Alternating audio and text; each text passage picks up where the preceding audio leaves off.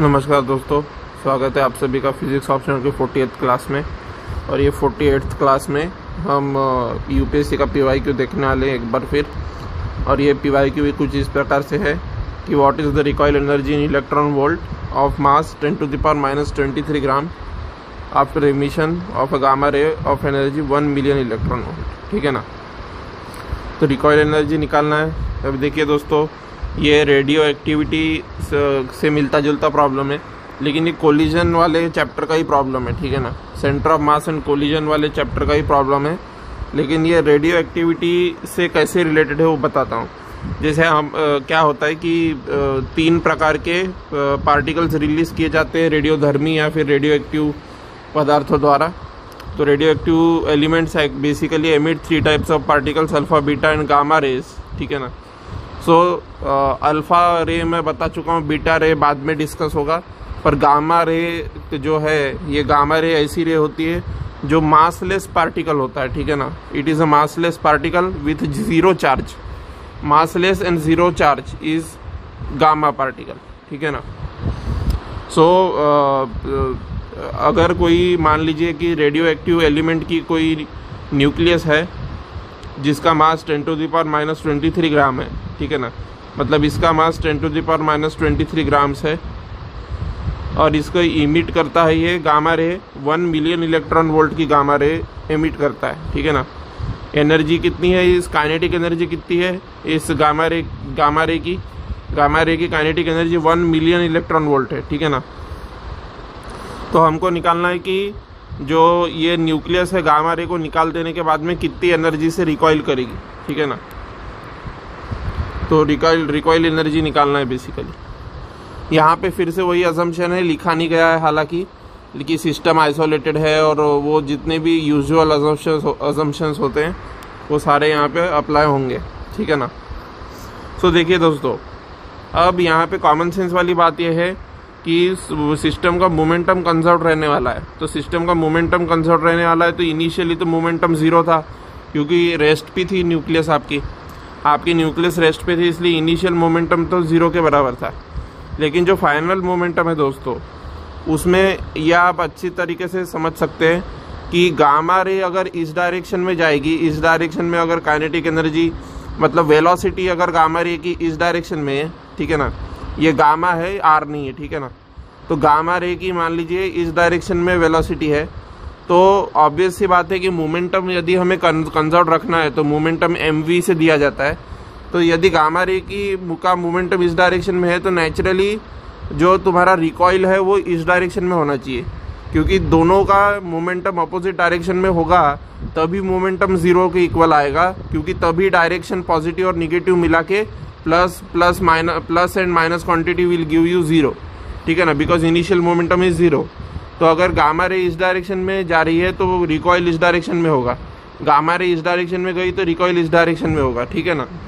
तो they will be in opposite direction. The recoil and gamma ray का momentum opposite direction में होगा। Recoil का मोमेंटम और गामा रे का मोमेंटम अपोजिट डायरेक्शन में होना चाहिए, तभी उनका सम 0 के इक्वल आएगा। Otherwise their sum will not be equal to 0। ठीक है ना।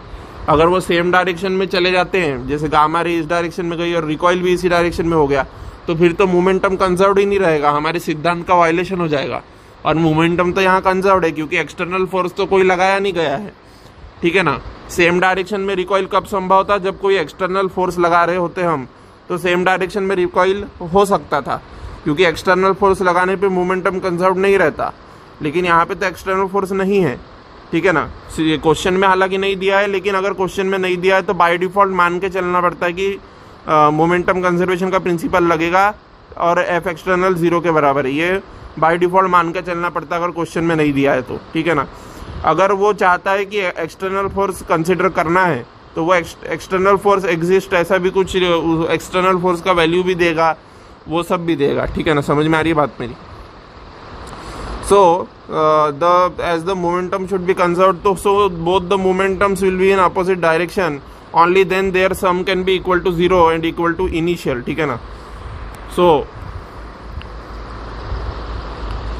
So let me erase the things and then let us move forward. So in relativistic motion, what is it saying? Now यहाँ पे रिलेटिविस्टिक मोशन का formula क्यों लगाया गया है, अभी आपको इतना चिंता करने की जरूरत नहीं है कि ये फार्मूला कहाँ से आया एनर्जी का, ठीक है ना। काइनेटिक एनर्जी का ये फार्मूला कहाँ से आया जो इक्वेशन 1 के रूप में लिखा है, इसके डेरिवेशन हम करने वाले हैं स्पेशल थ्योरी ऑफ रिलेटिविटी में, वो वहाँ पे ये कंसेप्ट डिस्कस किया जाएगा और इसका डेरिवेशन भी हम करेंगे। लेकिन अभी के लिए इतना ख्याल में रखिए कि देखिए यहाँ पे रिलेटिविस्टिक मोशन का फॉर्मूला क्यों यूज़ हो रहा है, आखिर ये भी जान लेना ज़रूरी है। काइनेटिक एनर्जी के लिए रिलेटिविस्टिक मोशन का फॉर्मूला क्यों यूज़ हो रहा है। देखिए जो आपके न्यूटन की दुनिया है, जो क्लासिकल वर्ल्ड है न्यूटन की, वो कहती है कि zero mass is not possible, ठीक है ना। और अगर ज़ीरो मास पॉसिबल भी है, अगर किसी चीज़ का ज़ीरो मास है, जैसे कि गामा रे का ज़ीरो मास है, तो according to Newtonian mechanics the momentum of gamma ray will be equal to zero. क्यों इक्वल टू ज़ीरो होगा, क्योंकि momentum is equal to mass into velocity, और mass of gamma ray is equal to zero. So momentum of gamma ray is equal to zero according to Newtonian mechanics. But this is wrong, because kinetic energy तो होती है gamma ray में, हम सभी जानते हैं। इसका मतलब न्यूटनियन मैकेनिक्स किस चीज़ में फेल हो जाता है, गामा रे की एनर्जी बताने में फेल हो जाता है, क्योंकि गामा रे मासलेस होने के बावजूद भी उनमें मोमेंटम होता है, ठीक है ना। तो अगर मासलेस पार्टिकल में भी मोमेंटम है और न्यूटनियन मैकेनिक्स में mv मोमेंटम का फॉर्मूला है, तो ऑब्वियस सी बात है m0 डालोगे तो हमेशा मोमेंटम ज़ीरो ही आने वाला है। लेकिन हम ये बात जानते हैं कि गामा रे में तो काइनेटिक एनर्जी होती है, मोमेंटम होता है, तो फिर न्यूटन की थ्योरी तो हम गामा रे पे नहीं लगा सकते, ठीक है ना, क्योंकि इट इज़ मासलेस। सिमिलरली जो फोटॉन्स होते हैं उन पे भी आप न्यूटन की थ्योरी नहीं लगा सकते, क्योंकि फोटॉन मासलेस होने के बावजूद भी उनमें मोमेंटम होता है। समझ में आ रही ना बात। So we will have to use the relativistic formula for kinetic energy, ठीक है ना। काइनेटिक एनर्जी कैसे दी जाती है, हाफ mv² से दी जाती है न्यूटनियन मैकेनिक्स में। लेकिन हाफ mv² में m0 डालोगे तो हमेशा ज़ीरो ही आएगा। लेकिन हम तो ये बात जानते हैं कि गामा रे की तो काइनेटिक एनर्जी होती है मासलेस होने के बावजूद, तो फिर न्यूटन की थ्योरी गामा रे पे इसका मतलब नहीं लगा सकते। समझ में आ रही है ना बात। सो इसलिए यहाँ पे हमको काइनेटिक एनर्जी का E यानी कि एनर्जी है, not only kinetic energy, total energy है E, उसका जो फार्मूला है वो रिलेटिविस्टिक वाला यूज़ करना पड़ा है। समझ में आ रही ना बात। क्योंकि according to Newtonian mechanics energy and mass का ही रिलेशन होता है और किसी चीज़ का रिलेशन नहीं होता। लेकिन अकॉर्डिंग टू न्यूटनियन मैकेनिक्स इनका मास से लेना देना होता है, एनर्जी और मोमेंटम का। लेकिन हम जानते हैं कि it is not necessary that it will be only related to mass. देखिए यहाँ पे मास भी आया है, मास भी आया है एक्सप्रेशन में, लेकिन अगर मास ज़ीरो भी डालोगे इस एक्सप्रेशन में, इक्वेशन 1 में, तो भी मास ज़ीरो डालने पे भी जरूरी नहीं है कि एनर्जी ज़ीरो आए, क्योंकि ये वाला भी टर्म आ रहा है। समझ में आ रही है ना बात। सो इसलिए गामा पार्टिकल की एनर्जी के लिए हमें ये वाला फॉर्मूला यूज़ करना पड़ेगा, रिलेटिविस्टिक वाला। समझ में आ रही है बात। So in relativistic motion this is the formula, and this formula we are going to derive in the upcoming lectures after 64 lectures. After 64 lectures this formula is going to come, okay. E² is equal to P² C² m0² C to the power 4। 64 lecture के बाद ये formula मैं derive करवाने वाला हूँ class में, ठीक है ना। तो तैयार रहना, ठीक है।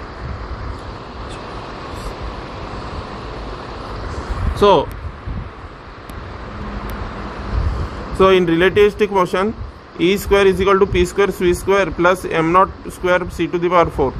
So E is the total energy of the particle, P is equal to momentum of the particle, m0 is equal to rest mass of the particle, C is equal to speed of light in vacuum, ठीक है ना। Now what is meant by rest mass? Rest mass मतलब जब stationery होगा कोई particle तो उसका जो भी मास होगा that is called as rest mass, ठीक है ना। हम जानते हैं कि वेलोसिटी के साथ में पार्टिकल का मास बदलता है अकॉर्डिंग टू अल्बर्ट आइंस्टाइन की special theory of relativity. But हम यहाँ पे रेस्ट मास की बात कर रहे हैं, m0 यानी कि रेस्ट मास, ठीक है ना। तो वो वाला मास नहीं लेना है जो मूवमेंट में रहते समय यानी कि वेलोसिटी से मूव करते समय जो मास होगा वो वाला मास नहीं लेना है, m0 मतलब कि रेस्ट मास, ठीक है ना। सो this is the formula for energy. ये फॉर्मूला अभी समझ में नहीं भी आया होगा तो भी चिंता करने की जरूरत नहीं, फ्यूचर के क्लासेस में आ जाएगा, ठीक है। m0 is equal to rest mass of the particle, मतलब जब पार्टिकल स्टेशनरी होगा, वेलोसिटी जीरो होगी, तब जो उसका मास होगा that is m0, and c is equal to speed of light in vacuum, ठीक है ना। तो c जो है स्पीड ऑफ लाइट है वैक्यूम में। Now for a gamma photon, ठीक है ना, गामा फोटोन के लिए क्या होता है, रेस्ट मास इक्वल टू 0 होता है गामा फोटोन का, ठीक है ना। So M naught is equal to 0। So equation number 1 काय में तब्दील हो गया, ई गामा स्क्वायर, यानी कि गामा एनर्जी का, गामा पार्टिकल का एनर्जी का square is equal to gamma particle के मोमेंटम का square multiplied by velocity of light का स्क्वायर, ठीक है ना। तो गामा पार्टिकल के मोमेंटम का वैल्यू किसके इक्वल आया, गामा पार्टिकल के मोमेंटम का वैल्यू आया गामा पार्टिकल की energy divided by velocity of light c।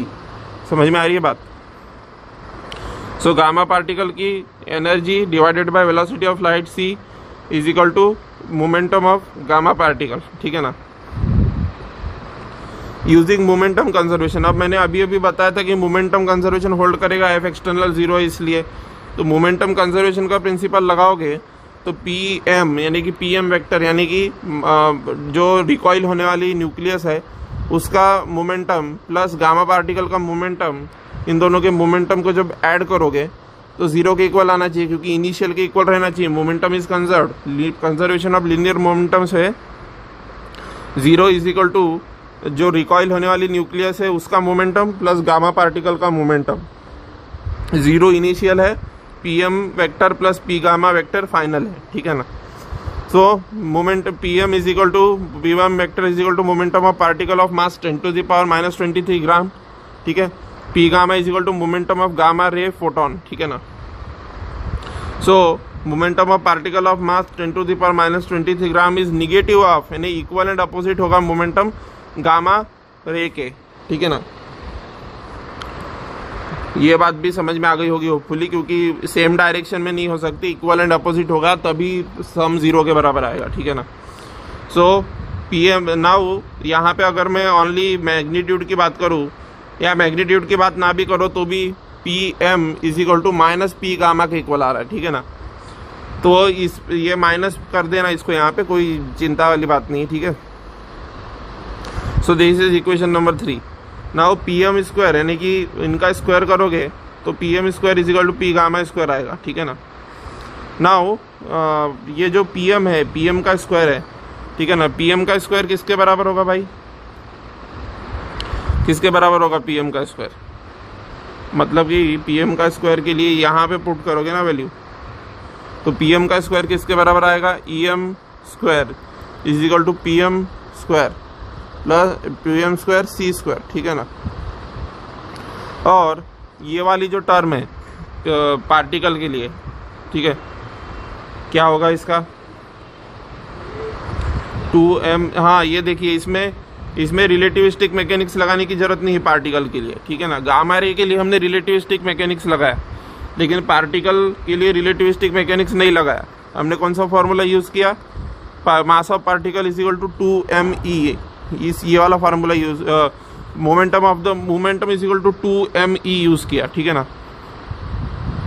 क्या 2m इंटू काइनेटिक एनर्जी। देखिए मैं बताता हूँ ये फॉर्मूला कहाँ से आया, देखिए अभी बताता हूँ, ठीक है ना।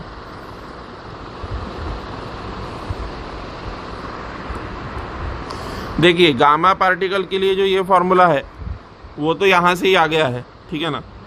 लेकिन ये जो पी एम स्क्वायर के लिए जो ये फॉर्मूला है ये कहाँ से आया है, ये हमें जानना है। तो देखिए बहुत इजी है, मैं बताता हूँ कहाँ से आया है। आप जानते हैं कि kinetic energy E is equal to half M V square के बराबर होता है, ठीक है ना। Now E is equal to लेंगे हम half M square V square divided by m लेंगे, समझ में आ रही बात, which will be equal to half P square divided by m, यानी कि P square divided bye 2m, समझ में आ रही बात। सो पी स्क्वायर बाय 2m होता है, तो 2m को इधर साइड ले जाओ तो P square is equal to 2me मिलेगा, समझ में आ रही है ना बात। And here total energy of the particle is equal to kinetic energy only, क्योंकि और तो कोई इंटरेक्शन हो नहीं रहा है, पोटेंशियल एनर्जी 0 है, ओनली काइनेटिक एनर्जी ही तो एक एनर्जी है। तो पी एम स्क्वायर यानी कि, और यहाँ पे जो ये 10⁻⁻23 ग्राम का जो पार्टिकल था इसके लिए हमने सादा न्यूटन का मैकेनिक्स क्यों लगाया, जबकि गामा रे के लिए हमने रिलेटिविस्टिक मैकेनिक्स लगाया। पर ये 10⁻⁻23 ग्राम का जो न्यूक्लियस है उसके लिए हमने रिलेटिविस्टिक मैकेनिक्स क्यों नहीं लगाया, वो इसलिए नहीं लगाया दोस्तों क्योंकि वो मास जीरो नहीं है उसका, ठीक है ना, उसका मास जीरो नहीं है तो उस पर न्यूटन की थ्योरी अप्लाई हो जाएगी। लेकिन गामा रे का मास जीरो के इक्वल है, इसलिए हमें झक मार के रिलेटिविस्टिक मैकेनिक्स लगाना पड़ा। समझ में आ रही है ना बात? सो होपफुली ये बात क्लियर हो गई होगी, क्योंकि जीरो मास के पार्टिकल पे न्यूटन की थ्योरी आप लगा ही नहीं सकते हो, हमेशा रिजल्ट जीरो के बराबर ही आएगा क्योंकि मास जीरो है तो, ठीक है ना। पर 10⁻⁻23 ग्राम अगर मास है तो इट इज़ कंसिडरेबल मास, जिस पे न्यूटन के जो थ्योरी है आपकी वो लगा सकते हो आप, ठीक है ना। तो न्यूटन की थ्योरी से आया है ये फार्मूला Pm² = 2mEm, ठीक है ना, क्योंकि सारी एनर्जी आपकी काइनेटिक एनर्जी के बराबर है। समझ में आ रही है ना बात? सो यहाँ पे ये जो टोटल एनर्जी है यहाँ पे लिख लेना, हियर यहाँ पे नोट लिख लेना कि here total energy is equal to kinetic energy. Why it is equal to kinetic energy, total energy kinetic energy के इक्वल क्यों है यहाँ पे? क्योंकि बहुत क्लियर बात है दोस्तों कि यहाँ पे और किसी भी प्रकार का इंटरेक्शन नहीं हो रहा है। पोटेंशियल एनर्जी क्या होता है? इन दोनों के बीच का इंटरेक्शन। तो ये दोनों के बीच में तो कोई इंटरेक्शन नहीं है, so potential energy is equal to 0। तो ओनली एक काइनेटिक एनर्जी बचती है, ठीक है ना। समझ में आ रही है बात? So only one type of energy is there which is due to movement of the particles. जो पार्टिकल के मूवमेंट के वजह से, मोमेंटम की वजह से जो एनर्जी है वो काइनेटिक एनर्जी है, ठीक है ना। तो वही है यहाँ पे सिर्फ। सो यहाँ पे ये गलती मत कर देना दोस्तों, अभी निकाला हमने कि kinetic energy is equal to P²/2m, ठीक है ना। अब ये वाला फॉर्मूला तुम इस पे नहीं लगा सकते हो, गामा पार्टिकल पे नहीं लगा सकते हो, ठीक है ना, क्योंकि P² = आएगा 2m ही। और यहाँ पे गामा पार्टिकल इन न्यूटन की थ्योरी गामा पे नहीं लगा सकते, बताया था मैंने। तो गामा पार्टिकल के लिए अगर 0 जैसे ही पुट करोगे तो P = 0 निकल के आएगा। तो P = तो ऑलवेज 0 ही आएगा गामा पार्टिकल का, जबकि हम जानते हैं कि गामा पार्टिकल का अच्छा खासा मोमेंटम होता है 0 मास होने के बावजूद। इसलिए न्यूटन की थ्योरी नहीं लगाए और P² के लिए 2me फार्मूला न डालते हुए ये फार्मूला डाला है अल्बर्ट आइंस्टाइन वाला। समझ में आ रही बात? सो वो फार्मूला जब आएगा तो क्लियर भी हो जाएगा। सो EM यानी कि recoil energy of the nucleus. तो recoil energy of the nucleus किसके बराबर है? E γ², ठीक है ना। मतलब कि गामा पार्टिकल के काइनेटिक एनर्जी का स्क्वायर डिवाइडेड बाय 2mc²। समझ में आ रही बात? EM = E γ² divided by 2mc², ठीक है। नाउ गामा पार्टिकल की एनर्जी किसके बराबर है? 1 मिलियन इलेक्ट्रॉन वोल्ट के बराबर है, ठीक है ना। वहाँ दे रखा है क्वेश्चन में। अब इसको मैं जूल में कन्वर्ट करूंगा क्योंकि मुझे सारे के सारे यूनिट ऐसा यूनिट में चाहिए, ठीक है ना। सब कुछ ऐसा यूनिट में चाहिए, तो सब कुछ ऐसा यूनिट में चाहिए। तो E गामा निकालो, वो निकल के आएगा 1 मिलियन इलेक्ट्रॉन वोल्ट, ठीक है ना। 1 मिलियन इलेक्ट्रॉन वोल्ट मतलब 10⁻6 इलेक्ट्रॉन वोल्ट, और 1 electron volt is equal to 1.6 × 10⁻−19 joule, ठीक है ना। तो 1 इलेक्ट्रॉन वोल्ट यदि 1.6 × 10⁻−19 जूल है तो 10⁻6 इलेक्ट्रॉन वोल्ट किसके बराबर होगा? इसके बराबर होगा, ठीक है ना। सो 1 मिलियन इलेक्ट्रॉन वोल्ट किसके इक्वल है जूल में? 1.6 × 10⁻13 जूल के बराबर है। मास जो ग्राम में दे रखा है, ऐसा यूनिट किलोग्राम है, तो 1000 से डिवाइड किया, ग्राम को 1000 से डिवाइड करोगे तो केजी आएगा। तो 10⁻26 केजी आया मास। और वेलोसिटी ऑफ लाइट किसके बराबर है? 3 × 10⁸ मीटर पर सेकेंड के बराबर है। समझ में आ रही ना बात? So I will put this values over here and EM का वैल्यू मुझे निकल के आ जाएगा, ठीक है ना। इतना तो आपको आता ही होगा।